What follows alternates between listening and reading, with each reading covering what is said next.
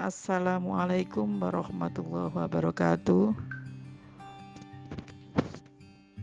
Selamat berjumpa kembali dengan Bu Umi. Untuk kali ini saya akan mengajar mapel praktikum akuntansi jasa dan dagang di kelas 11 akuntansi.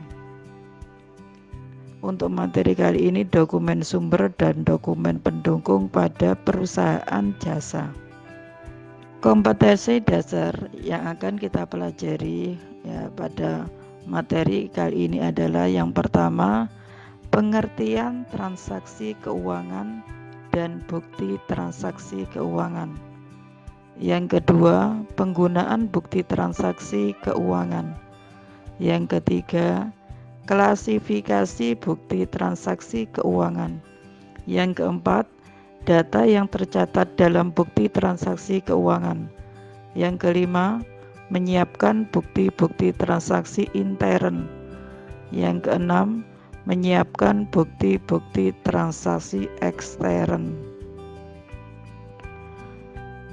Untuk pengertian transaksi keuangan dan bukti transaksi keuangan. Transaksi merupakan peristiwa yang terjadi dalam perusahaan yang berkaitan dengan keuangan.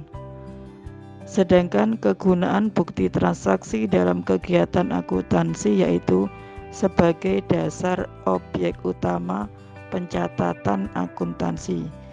Jadi setiap perusahaan ini tidak lepas dari kegiatan transaksi, di mana transaksi ini bisa berhubungan dengan pihak luar perusahaan maupun dengan pihak untuk intern perusahaan itu sendiri. Selanjutnya, menyiapkan bukti transaksi intern. Pengertian transaksi intern adalah bukti transaksi yang khusus dibuat oleh intern dan dibuat untuk intern perusahaan. Jadi bukti ini dibuat oleh intern perusahaan dan digunakan untuk intern perusahaan itu sendiri. Yang pertama yang termasuk bukti transaksi intern adalah bukti kas masuk. Jadi bukti kas masuk ini digunakan untuk mencatat transaksi yang menyebabkan bertambahnya uang kas. Contohnya, transaksi penjualan secara tunai. Adanya transaksi adanya tambahan modal dari pemilik perusahaan. Ini termasuk bukti transaksi, bukti kas masuk yang nantinya dicatat ke dalam bukti kas masuk. Yang kedua, bukti kas keluar. Bukti kas keluar ini digunakan untuk mencatat transaksi-transaksi yang menyebabkan uang kas berkurang. Contohnya yang menyebabkan uang kas berkurang ini adalah ini pembayaran untuk gaji karyawan. Terus juga contoh yang lain ini adalah untuk pembayaran beban listrik dan seterusnya. Yang ketiga, bukti memorial. Bukti memorial ini digunakan oleh intern yang terlihat. Ini termasuk bukti transaksi intern yang digunakan untuk intern perusahaan.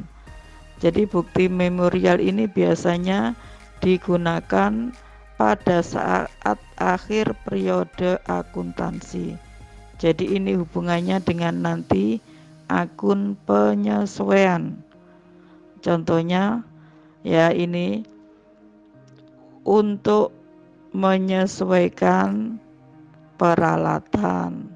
Jadi peralatan ini digunakan pada akhir periode karena manfaatnya berkurang, ini harus disusutkan. Nah, ini perlu dibuatkan bukti memorial. Selanjutnya, menyiapkan bukti transaksi ekstern. Jadi transaksi ekstern ini adalah bukti pencatatan transaksi yang sehubungan dengan pihak di luar perusahaan. Jadi bukti transaksi ini berkaitan dengan pihak luar perusahaan. Yang termasuk bukti transaksi ekstern adalah yang pertama faktur. Faktur, pengertian dari faktur adalah sebuah rincian pengiriman barang yang mencatat daftar barang, daftar harga, dan lain-lain yang biasanya terkait dengan pembayaran. Untuk faktur ini biasanya digunakan untuk transaksi secara kredit. Jadi pihak yang mengeluarkan faktur di sini adalah pihak penjual. Yang kedua adalah kwitansi. Apa sih kwitansi itu? Kwitansi adalah sebuah dokumen yang menjadi alat bukti terjadinya pembayaran maupun penerimaan sejumlah uang. Jadi kwitansi ini diberikan kepada mereka yang membayar. Sedangkan kwitansi dikeluarkan oleh pihak yang menerima uang. Selanjutnya adalah nota kontan. Nota kontan adalah bukti transaksi pembayaran yang dikeluarkan oleh penjual kepada pembeli atas transaksi tunai. Jadi nota kontan ini sama dengan bukti penjualan secara tunai. Jadi nota kontan ini dikeluarkan oleh penjual dan diserahkan pembeli kepada pembeli. Selanjutnya adalah nota debit.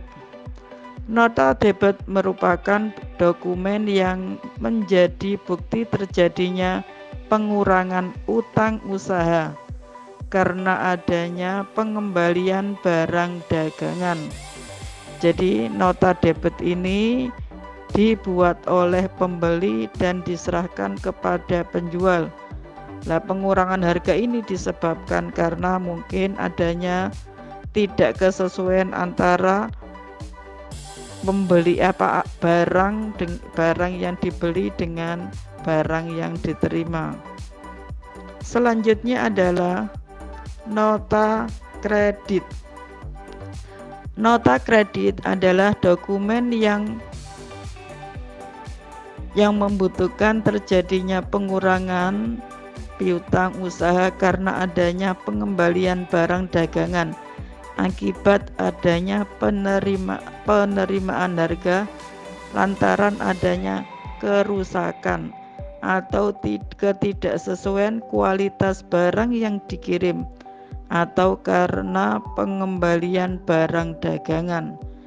Jadi nota kredit ini dibuat oleh penjual dan diserahkan kepada pembeli. Selanjutnya adalah yang terakhir adalah cek. Cek adalah surat atau warkat atau dokumen yang berisi perintah tak bersyarat dari nasabah bank agar bank tersebut membayarkan sejumlah uang yang terkait pada surat itu kepada orang atau pembawanya. Dengan demikian ini untuk materi kali ini sudah selesai. Saya akhiri. Assalamualaikum warahmatullahi wabarakatuh.